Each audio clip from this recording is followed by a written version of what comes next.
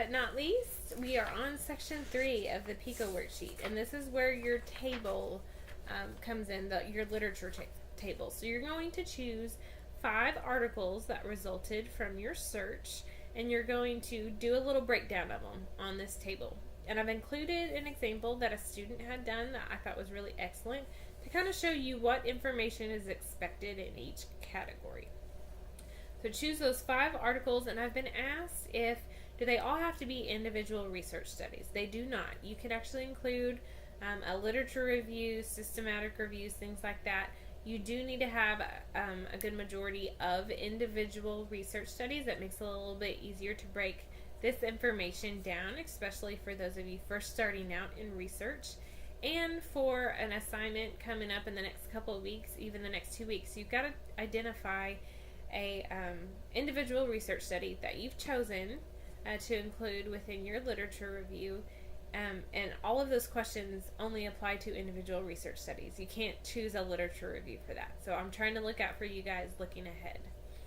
So you're going to choose those 5 articles, and you're going to provide me with an APA reference. You're going to tell me what the purpose of the article is. What were they looking for? Why was the study conducted in the first place? This is found in your abstract and the introduction for the article itself. Be as specific as possible when you're talking about the sample size, and population. The example provided is very specific. So were they at a specific facility? How many people were included? Were they male, female, ages, anything like that? What methods did they use? So what was the design of the study? Was it qualitative, quantitative? Break it down even more. Randomized, non-randomized, things like that.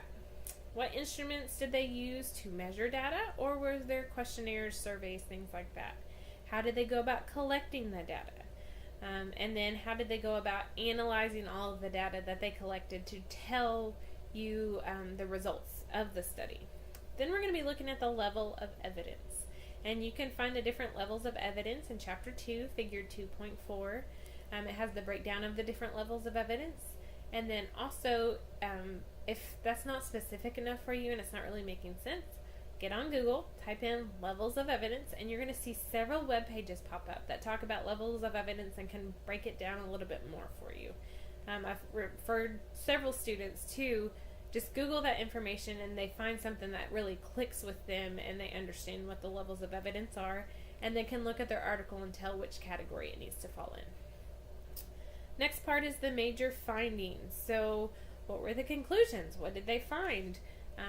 Was their facility doing the current evidence-based practice, or did they find something that might need to be a little bit more researched to back up what they found? And then eventually that could be the new standard or protocol.